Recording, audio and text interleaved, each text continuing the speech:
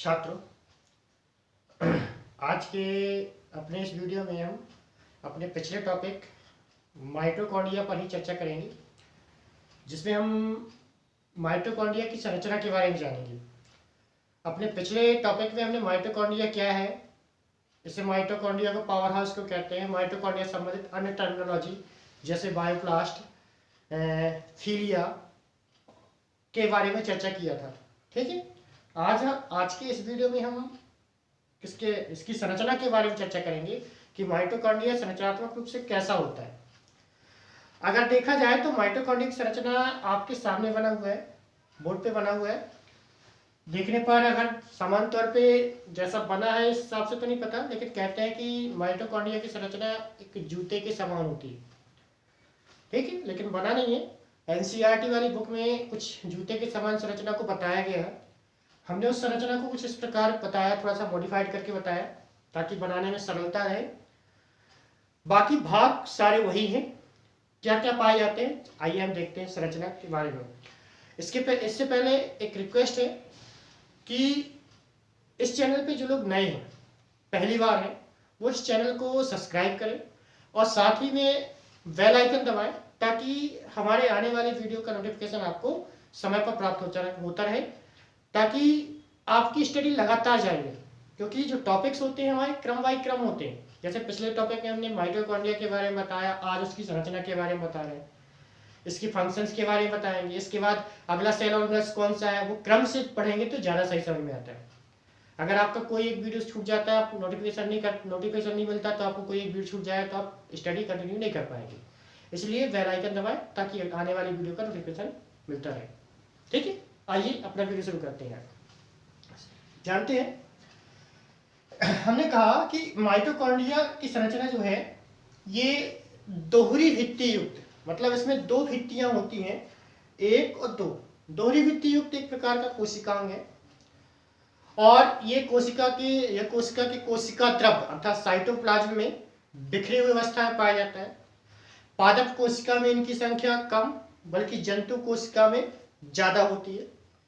तो ये दोहरी भित्ति युक्त एक प्रकार का कोशिकांग है जिसे कोशिका का ऊर्जा ग्रह भी कहते हैं। संरचनात्मक रूप से देखा जाए तो माइटोकॉन्ड्रिया को 4 भागों में बांटा गया है। ये 4 भाग है। माइटोकॉन्ड्रियल मेम्ब्रेन सबसे पहला भाग है, माइटोकॉन्ड्रियल मेम्ब्रेन।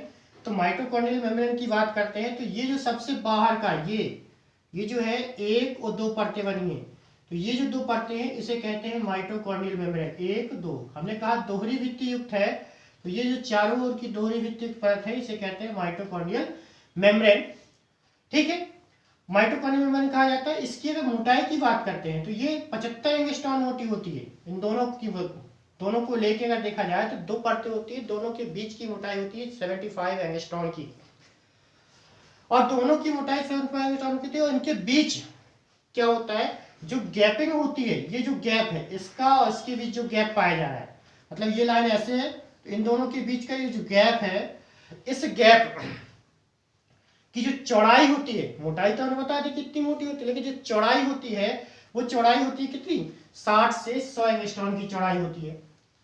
ठीक, सबसे पहले मोटाई कितनी है, मोटाई कहा मतलब माइटोकॉन्ड्रियल मेम्ब्रेन की मोटाई जो हमने कहा वो 75 एंगस्ट्रॉम की होती है, परंतु उसकी जो चौड़ाई होती है वो 60 से 100 एंगस्ट्रॉम की होती है।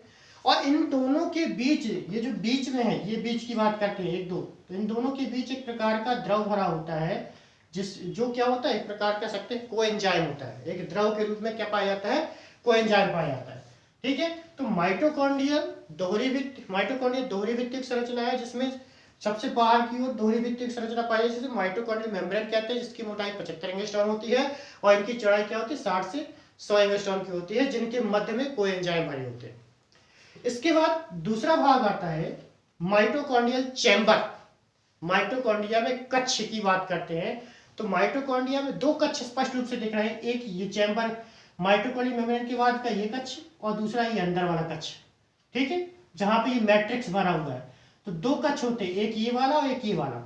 ठीक है, तो माइटोकॉन्ड्रिया के अंदर जो कक्ष पाए जाते हैं इसे माइटोकॉन्ड्रियल चैम्बर कहते हैं। 2 प्रकार के होते हैं, प्री माइटोकॉन्ड्रियल चैम्बर, ये लिखा है प्री माइटोकॉन्ड्रियल चैम्बर, जो ये वाला भाग है, और एक ये जो अंदर का भाग है इनर चैम्बर कहलाता है।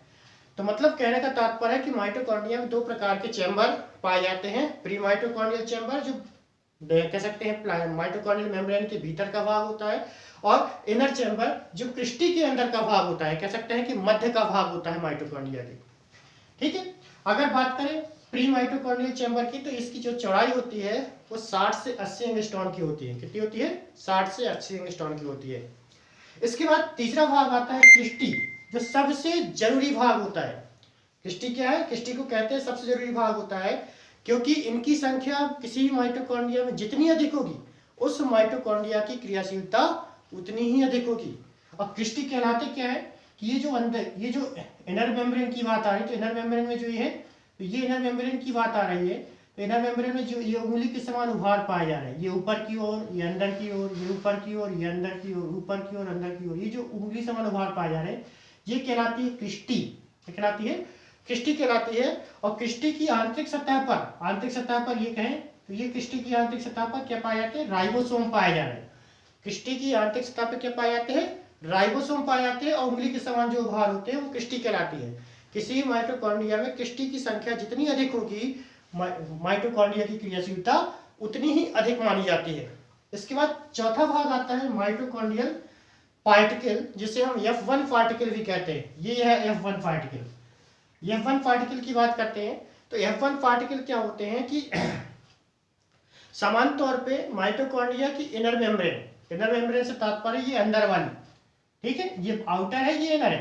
तो इनर मेम्ब्रेन के बाद, इनर मेम्ब्रेन के अंदर की ओर ये एक परत होती है किसकी, कह सकते हैं राइबोसोम की। उसके बाद का जो दानेदार भाग होता है, उस दानेदार भाग को हम कहते हैं F1 पार्टिकल्स। और साथ ही में आउटर मेम्ब्रेन पे ये जो यहाँ पे ये पाया जा रहा है, ये भी क्या है, ये जो है खांचे बने हुए हैं, ये भी F1 पार्टिकल है। इसमें साथ में ये प्री माइटोकॉन्ड्रियल चैम्बर में जो भरे हुए हैं, ये भी F1 पार्टिकल है।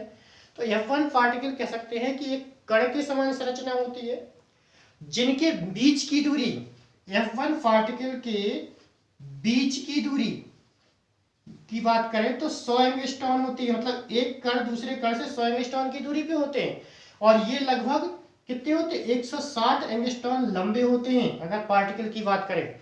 तो F1 पार्टिकल क्या होता है कि माइटोकॉन्ड्रियल पार्टिकल, जिसे हम F1 पार्टिकल कहते हैं, ये इनर मेम्ब्रेन और क्रिस्टी की आंतरिक सतह पर पाए जाते हैं कण के रूप में, और इनके मध्य की जो दूरी होती है वो 100 एंगस्ट्रॉन होती है, और इनकी कुल लंबाई की बात करें तो 160 एंगस्ट्रॉन की होती है। इसके अतिरिक्त कह सकते हैं कि इनर मेम्ब्रेन के मध्य में एक सर्कुलर डीएनए पाया जाता है। ये सर्कुलर डीएनए है, ये भी सर्कुलर डीएनए होते हैं। इनकी संख्या किसी भी माइटोकॉन्ड्रिया में 2 से 5 होती है। सर्कुलर डीएनए की संख्या कितनी होती है? 2 से 5 होती है। ठीक है, तो माइटोकॉन्ड्रिया की संरचना को 4 भागों में बांटा गया: mitochondrial membrane, mitochondrial chamber, cristae और माइटोकॉन्ड्रियल पार्टिकल्स। ठीक है, तो ये है माइटोकॉन्ड्रिया की संरचना। ठीक, अगर जानकारी पसंद आई हो तो वीडियो को लाइक करें, शेयर करें। धन्यवाद।